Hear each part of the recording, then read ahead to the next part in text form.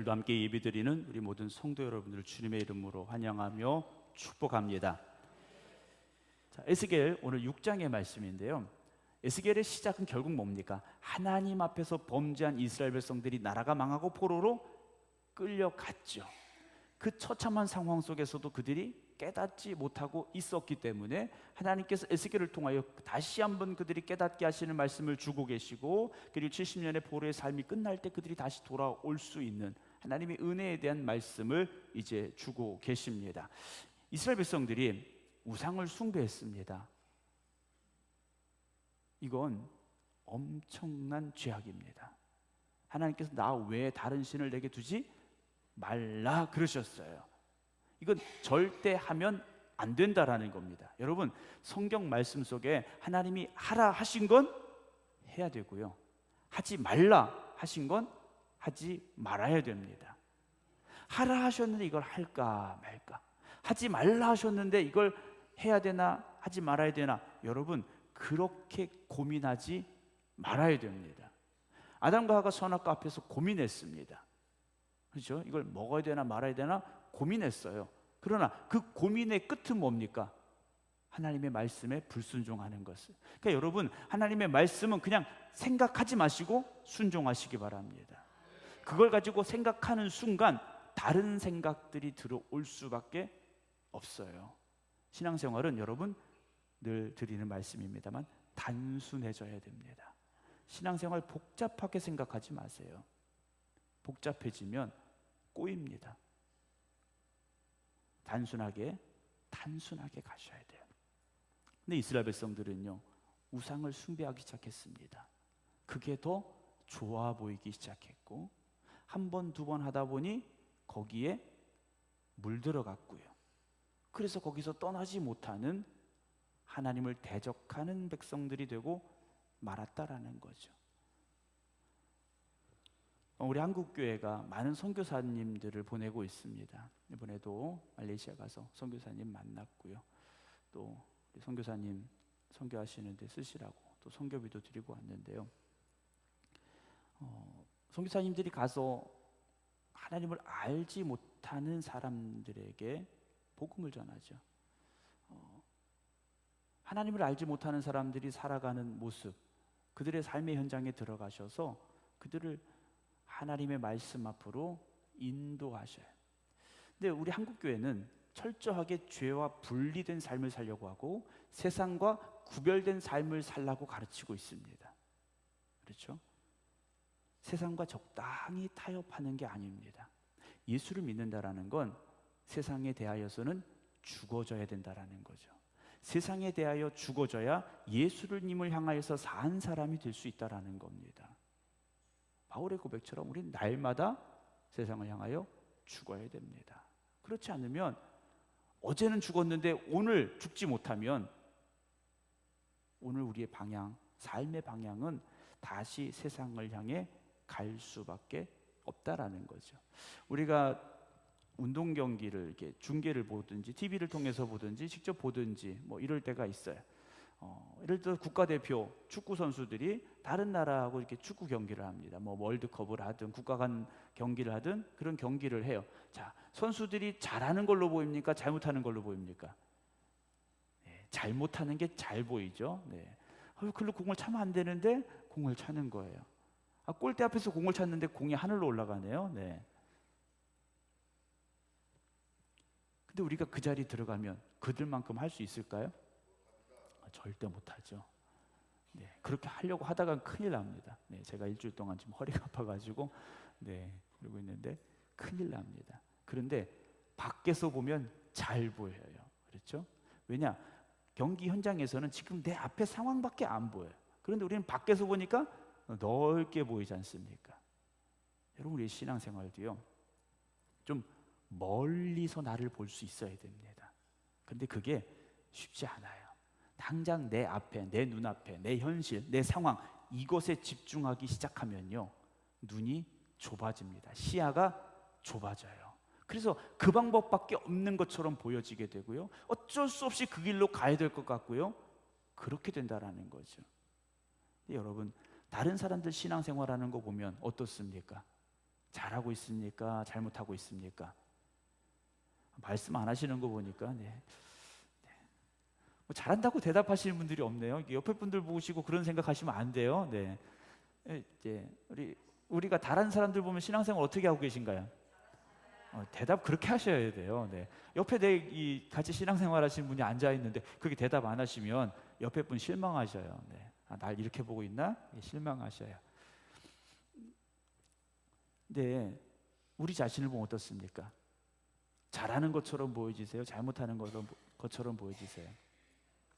잘못하는 것처럼 보인다고 하시는 분들은 속으로는 그래도 잘하지만 내가 잘한다고 하기는 좀 그러니까 잘못한다고 하시는 것 같아요. 내가 하는 건 잘 보이지 않습니다. 내가 하는 건 다 이유가 있고 어쩔 수 없이 하는 것이고 또 얼마든지 고칠 수 있다고 생각을 해요. 그런데요, 쉽게 고쳐지지가 않습니다.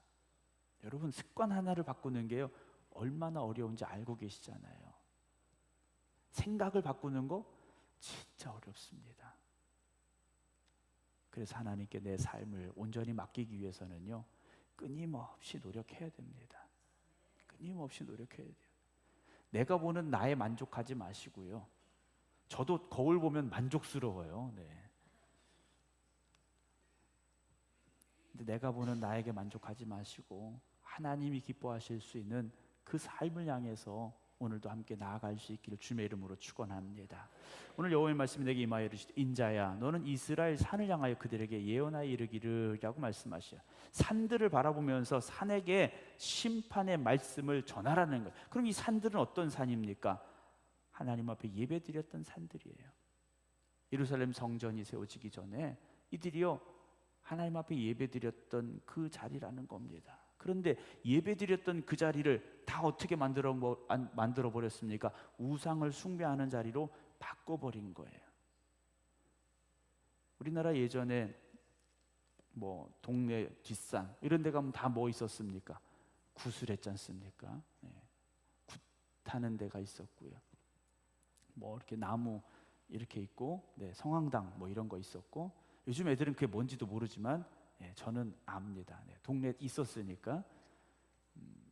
그리고 뭐 언제 밤이 되면 막 어디서 막 이제 북치고 깽가리 치고 이러고 길가에다가 음식물 갖다 놓고 음식 갖다 놓고 이런 일들이 많이 있었지 않습니까? 근데 이스라엘 백성들 똑같았다라는 거예요. 하나님 앞에 예배드렸던 자리에 우상을 숭배했고 거기 가서 범죄했고 하나님 보시기에 악한 일들을 했더라는 거예요. 그럼 왜 그랬느냐라는 거죠. 왜 예배드렸던 자리가 우상을 숭배한 자리로 바뀌었습니까? 하나님 믿었는데 뭐 잘 안 돼요. 예배드리는 자리였는데 뭔가 좀 안 풀리는 것 같아요.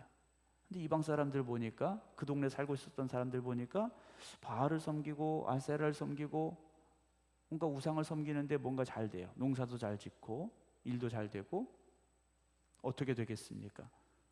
조금씩 발걸음이 거기로 돌아가게 되는 거죠.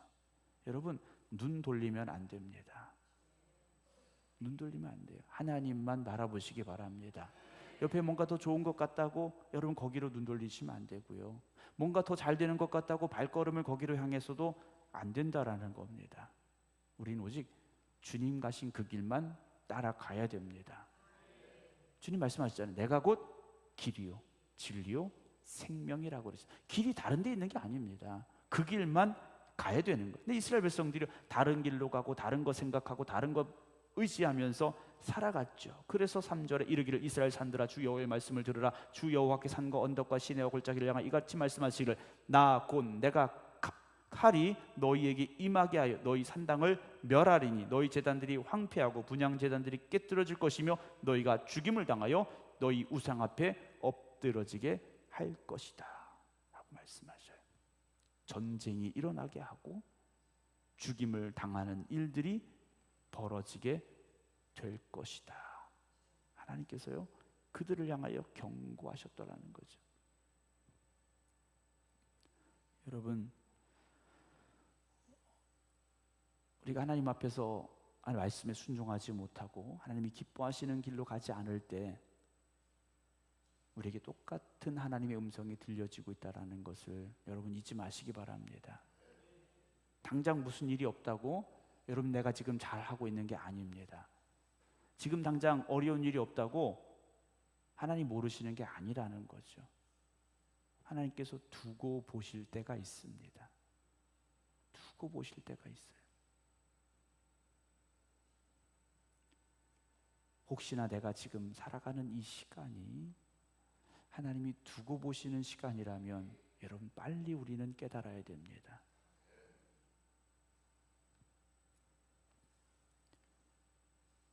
지금 깨닫지 못하면 돌이킬 수 없는 시간이 올 수 있다라는 거죠. 고속도로 톨게이트에 가보면 고속도로에 진입을 했을 때, 이제 진입을 하려고 톨게이트를 통과했을 때 돌아 나가는 길이 있습니다. 내가 고속도로를 들어가서 다른 길로 갈 건지 아니면 돌아서 다시 나올 건지 회차로라는 게 있어요. 근데 그걸 그냥 지나가 버리면 고속도로 따라서 그냥 가야 됩니다. 여러분, 우리에게 주어진 돌아올 시간들이 있어요. 하나님 주신 그런 깨달음의 시간들이 있을 때 여러분 감사함으로 깨닫고요, 즉시 돌이키시기 바랍니다. 물론 여러분들이 지금 뭐 우상 앞에 갔다라는 말씀 아니에요. 그러나 어느 순간 우리가요 흔들릴 때가 있지 않습니까? 어느 순간 우리의 신앙이 머뭇거릴 때가 있어요. 여러분, 그럴 때 우리가 하나님의 이 말씀들을 다시금 기억해야 되는데요, 5절 보면 이스라엘 자손의 시체를 그 우상 앞에 두며 너희 해골을 너희 제단 사방에 흩어버리시겠다라고 말씀하셔요. 이스라엘 백성의 시체를 가져다가 그들의 우상 앞에 놓고 그 해골을 제단 둘레에 흩어놓겠다라고 말씀하십니다. 처참한 상황에 대해서 말씀하셔요. 6절 내가 너희가 거주하는 모든 성읍이 사막이 되게 하며 산당을 황폐하게 하리니 이는 너희 제단이 깨어지고 황폐하며 너희 우상들이 깨어져 없어지며 너희 분향제단을 지키며 너희가 만든 것이 폐하여지며 또 너희가 죽임을 당하여 엎드러지게 하여 내가 여호와인 줄을 너희가 알게 하려 함이라 말씀을 하십니다. 이런 일들이 벌어졌을 때 하나님이 하나님이시구나, 이걸 깨닫게 될 거라는 거죠. 여러분, 끝까지 가봐야 알겠습니까? 아니지 않습니까? 여러분, 똥을 맛을 봐야 똥인 줄 아십니까? 아니잖아요. 이거 냄새만 맡아도 알지 않습니까? 보기만 해도 알지 않습니까? 그런데 왜 끝까지 한번 가보려고 하실 때가 있습니까? 8절입니다. 그러나 너희가 여러 날에 흩어질 때 내가 너희 중에서 칼을 피하여 이스라엘 이방인들 중에 살아남은 자가 있게 할지라라고 말씀하셔요. 포로가 되어 끌려가게 되는데 살아남은 자들이 있게 할 것인데요, 9절 너희 중에 살아남은 자가 사로잡혀 이방인들 중에 있어서 나를 뭐하게 하십니까? 기억하되. 지금 에스겔과 같은 처지, 포로로 끌려간 사람들이 거기서 그 나라 사람들처럼 잘 살라는 게 아닙니다. 하나님을 기억하라는 거예요. 하나님을 기억하라. 그러면 그들이 음란한 마음으로 나를 떠나고 음란한 눈으로 우상을 섬겨 나를 근심하게 한 것을 기억하고 스스로 한탄하리니 이는 그 모든 가증한 일로 악을 행하였음이라. 그때야 그들이 나를 여호와인 줄 알리라. 이런 재앙을 그들에게 내리겠다 한 말이 헛되지 아니하리라. 주님 말씀하셔요. 그러니까 포로로 끌려간 이스라엘 백성들은 뭐 하라는 겁니까? 깨닫고 회개하고, 우리가 정말 하나님 앞에 해서는 안 되는 죄악을 행했기 때문에 우리가 여기 왔구나, 돌이켜야 된다라는 거죠. 포로로 끌려간 건 더 큰 나라에 가서 더 훌륭한 문화와 문명을 맛보라고 보내신 게 아니라는 겁니다. 우리 전쟁에서 살아남았어, 정말 다행이다, 이것으로 만족하라는 게 아니에요. 포로로 끌려왔는데 저 멋진 것 봐라, 이게 아니라는 거예요. 포로로 끌려갔는데 왕궁에서 사네, 여러분 그것으로 좋아하라는 게 아니라는 겁니다.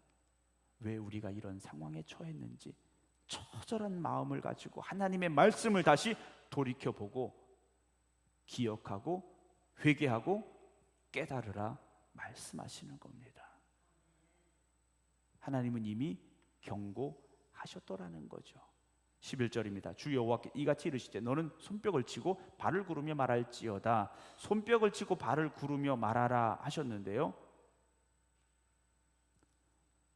하나님의 뜻이 무엇인가를, 하나님의 말씀이 무엇인가를 힘을 다해서 알리라는 겁니다.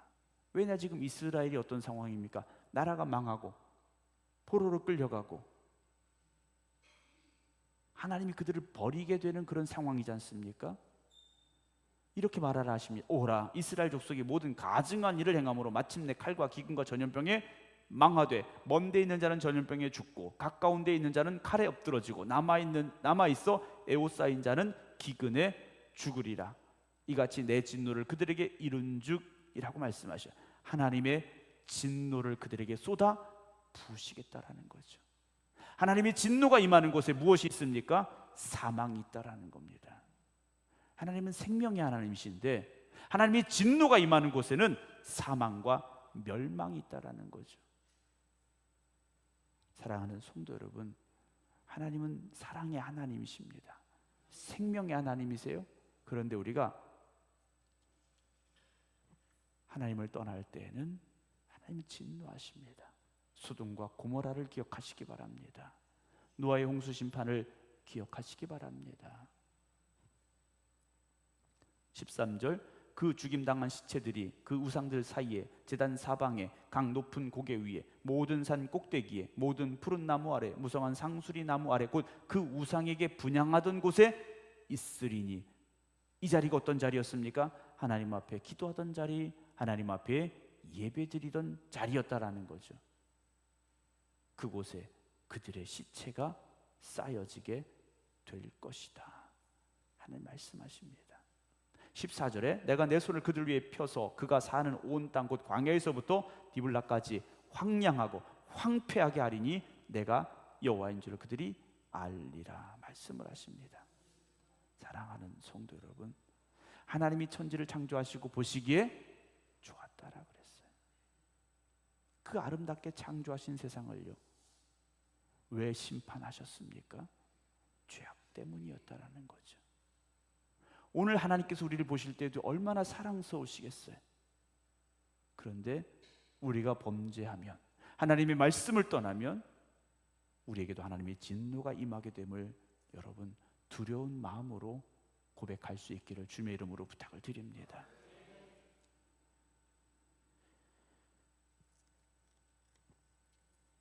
세상의 것을 누리려 하지 마시고 하나님의 말씀 안에 거하기를 힘쓰시기 바랍니다. 세상에서 좀 누리지 못하면 어떻습니까? 세상의 것 좀 즐기지 못하면 어떻습니까? 하나님의 나라에서 하나님과 함께하는 은혜 가운데 살 수 있다면 여러분, 세상의 즐거움은 조금 포기해도 되지 않겠습니까? 세상의 편안함을 조금 내려놓을 수 있지 않겠습니까? 하나님의 말씀 앞에 바로 서시기 바랍니다. 늘 깨어 기도하시고 하나님의 말씀 의지하여 하나님이 기뻐하시는 길로 나아갈 수 있는 여러분들이 되시기 바랍니다. 그래서 이 성전이 기도의 등불이 꺼지지 않는 성전이 되어지고 찬양의 고백이 멈추지 아니하는 성전이 되기를 소망합니다. 말씀이 선포되어지고 주시는 말씀으로 거듭나고 결단하여 새로워지는 이 성전이 되기를 소망합니다. 그것이 아니라면 이 성전이 어떤 곳이 되겠습니까? 하나님의 진노가 임하는 곳, 하나님의 심판이 임하는 곳, 하나님이 버리시는 곳이 될 수밖에 없습니다. 오늘 저와 여러분들이 두려운 마음으로 기도가 멈추지 아니하고 찬양이 그치지 아니하고 말씀이 선포되어지고 그 말씀을 붙잡고 살기를 힘쓰는 우리 교회가 될 수 있도록 더욱더 힘쓰시고 노력하시고, 그리고 날마다 하나님만 바라볼 수 있는 우리 모두가 되어지기를 주님의 이름으로 축원합니다. 기도하겠습니다.